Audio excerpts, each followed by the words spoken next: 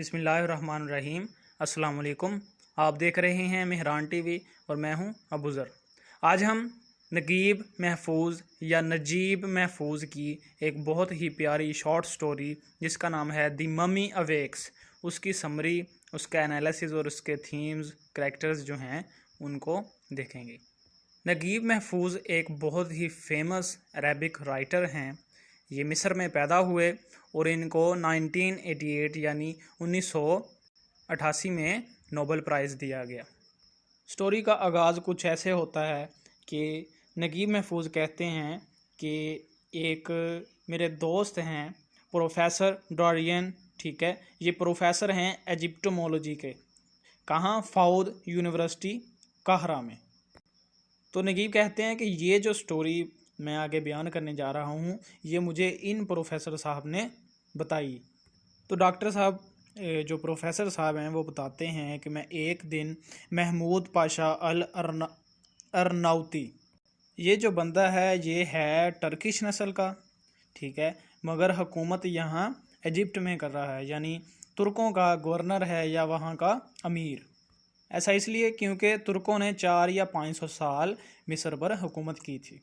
تو پروفیسر صاحب بتاتے ہیں کہ ان کی بہت بڑی اپر ایجپٹ میں ایک مینشن ہے، بہت بڑا بنگلہ ہے، حویلی ٹائپ ہے، ٹھیک ہے، اور طرح طرح کے جو مشہور و معروف لوگ ہیں وہ ان کے ارد گرد وہاں منڈلاتے رہتے ہیں۔ اور جو پاشا ہے یہ آرٹ سے بہت زیادہ لگاؤ رکھتا ہے اور اسپیشلی فرینچ آرٹ سے، ان کا دیوانہ ہے، یعنی یہ فرینکوفائل ہے۔ اس کی جو ساری مینشن ہے وہ پینٹنگ اور سٹیچوز سے بھری پڑی ہے۔ The late pasha was one of the richest man in Egypt, ٹھیک ہے، امیر ترین بندہ ہے ایجپٹ میں۔ تو professor Lampere once described him as being 3 persons: a Turk in origin, an Egyptian by nationality and a French man in heart and mind, یعنی نسل اس کی ترک ہے، ایجپشین اس کی نیشنلٹی ہے، اور دل و دماغ جس میں اس کا ڈوبا ہوا ہے وہ ہے فرینچ کلچر۔ آگے کہتے ہیں he was the greatest francophile in the Middle East and regarded France as his second home. تو اس سٹوری میں پاشا کو ایسے ریپریزنٹ کیا گیا ہے جیسے کوئی ڈکٹیٹر ہو، کوئی ایسا بندہ جو اپنی رایا کو اوپریس کرے، ٹھیک ہے نا، جیسے ہٹلر، مسولینی، جو طاقت کا استعمال کر کے اپنے لوگوں کو جو ہے وہ مجبور کریں، انہیں اوپریس کریں۔ دوسرے نمبر پر یہ دکھایا گیا ہے کہ جو پاشا ہے وہ ایجپشین لوگوں سے نفرت کرتا ہے، انہیں اپنے سے کم تر سمجھتا ہے۔ وہ کہتا ہے ایجپشینز کیا ہیں؟ وہ کہتا ہے Egyptians are a people whose main diet is beans, یہ تو بین کھاتے ہیں، یہ کوئی انسان ہے کہ بھلا؟ آگے بتاتا ہے کہ ایک شخص ہے جس کا نام ہے شیخ جد اللہ۔ شیخ جد اللہ جو ہیں یہ ایک مولوی ٹائپ انسان ہے، ٹھیک ہے، اسپریچول۔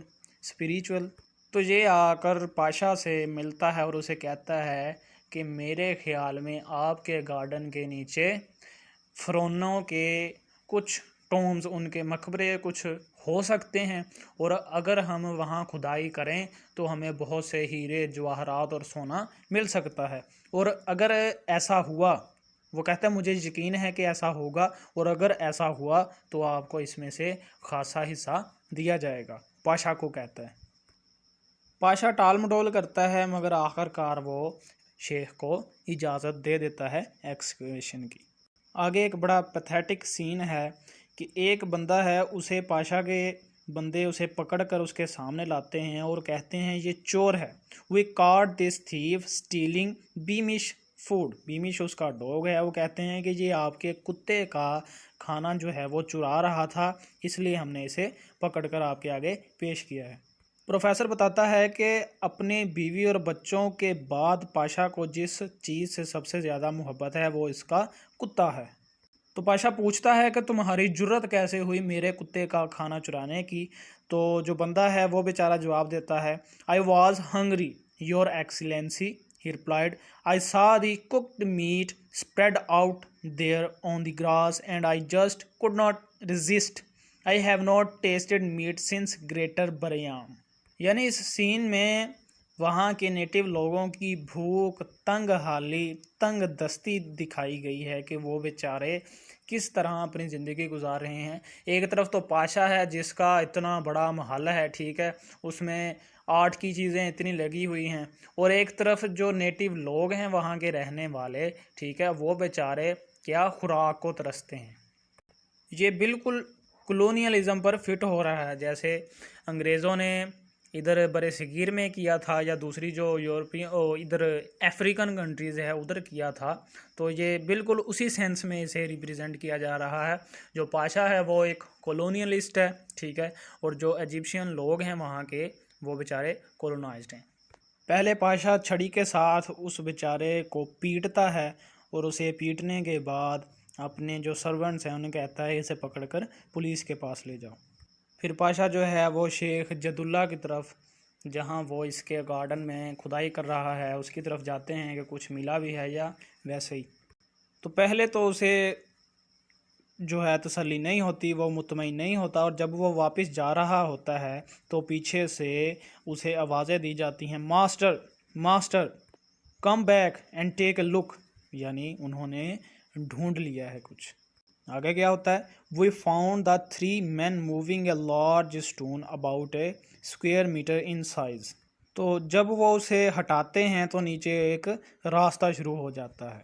تو پروفیسر صاحب کہتے ہیں میں بھی ڈرتا ہوں, ٹھیک ہے, پاشا بھی ڈرتا ہے اندر جانے سے, کیونکہ ہزاروں سال سے یہ جگہ جو ہے وہ بند تھی, ٹھیک ہے, اور اب یہ اس جگہ کے اندر, اس ٹوم کے اندر, اس مزار کے, اس مقبرے کے اندر جا رہے ہیں, تو یقیناً ڈر تو لگتا ہی ہے. تو شیخ کہتا ہے کچھ نہیں ہوتا, کچھ نہیں ہوتا. وہ قرآن پاک کی جو کچھ صورتیں ہیں, کچھ آیات ہیں وہ پڑھتا ہے, اور کچھ اور دوسری اس طرح کی چیزیں پڑھتا ہے, اور انہیں کہتا ہے کہ آپ کو کچھ نہیں ہوگا, فالو می. سب لوگ ڈرے ڈرے ہوتے ہیں, اور ایسے ہی وہ مقبرے کے اندر جانا شروع کر دیتے ہیں نیچے. تو شیخ بتاتا ہے کہ your Excellency, I tell him this is the grave of general her, one of the key figure of the 15th dynasty. تو شیخ جد اللہ کہتا ہے ہمیں اب یہاں سے ٹریجر یعنی خزانہ ضرور ملے گا. تو مقبرے کے اندر بتایا جاتا ہے the walls are full of drawings, paintings and symbols, جیسا کہ جنرلی طور پر جو ٹومز ہیں فیروز کے ان میں ہوتا ہے. تو ایسے ہی جب وہ مقبرے کے اندر پھر رہے ہوتے ہیں تو اچانک انہیں ایک پرندے کے اڑنے کی آواز آتی ہے. تو وہ حیران ہو جاتے ہیں, وہ کہتے ہیں یہ 2-3 ہزار سال سے زمین کے نیچے بند پڑا ہوا مقبرہ ہے, یہاں پرندہ کیسے ہو سکتا ہے. وہیں پہ انہیں ایک کوفن ملتا ہے. The cover had been lifted off the coffin and the mummy lay stretched out in its shrouds right in front of us.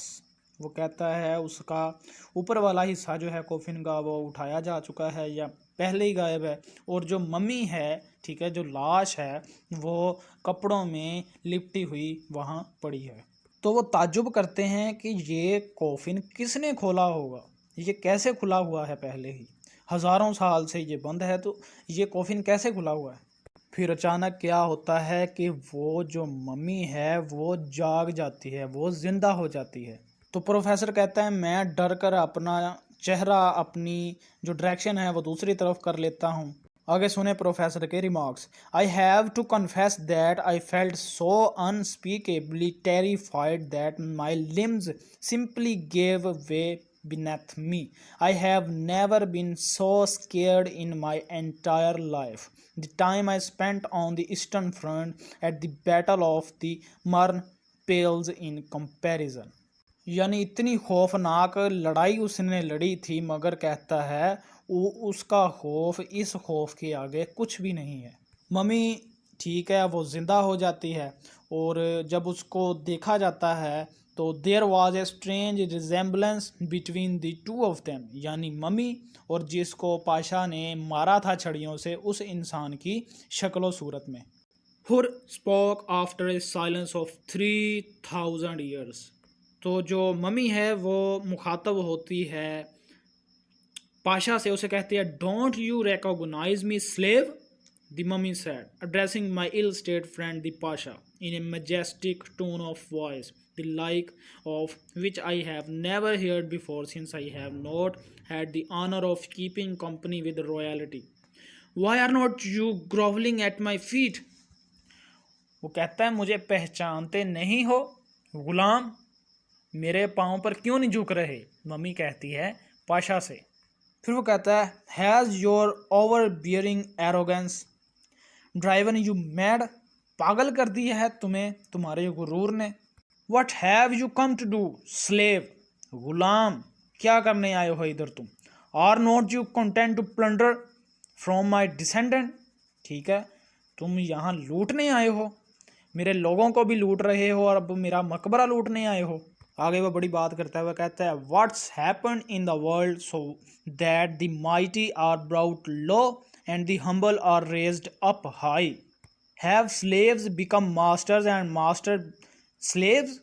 How is it slave that you can own such a large mansion while my own descendants work it as your servants? वो कहता है कि ये क्या हो गया है कि मेरे जो वारस हैं, मेरे जो डिसेंडेंट्स हैं, वो तुम्हारे गुलामों की तरह काम करें और तुम बादशाह बने हुए हो। ये वक्त का कैसा खेल है कि कल जो बादशाह थे अब वो गुलाम हैं। How is it slave, he continued, that you assaulted one of my descendant, तुमने उस पर हमला किया, कैसे किया, तुम्हारी जुर्रत कैसे हुई।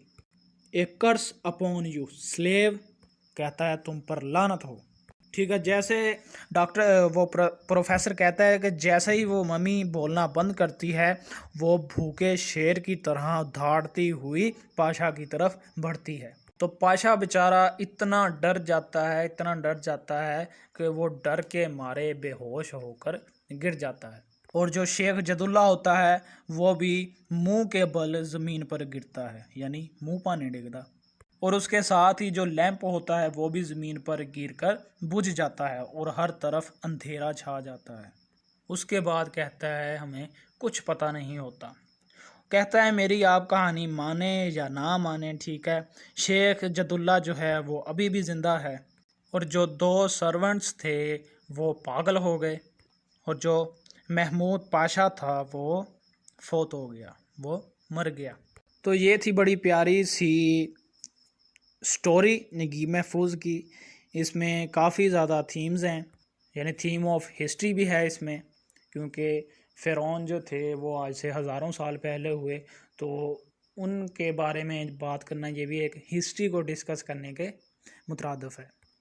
दूसरा जो थीम है वो है साइक्लिक नेचर, यानी जिसने उरूज हासिल करना है आखिर एक दिन उसे ज़वाल भी आना है। जिस पर अच्छे दिन आते हैं उस पर बुरे दिन भी आते हैं। जो कौम एक वक्त में इंतहाई तरक्की की मनाज़िल तय कर रही होती है वो कुछ अरसे बाद, कुछ सालों बाद, सदियों बाद वो ज़िल्लत की गहराइयों में डूबी होती है।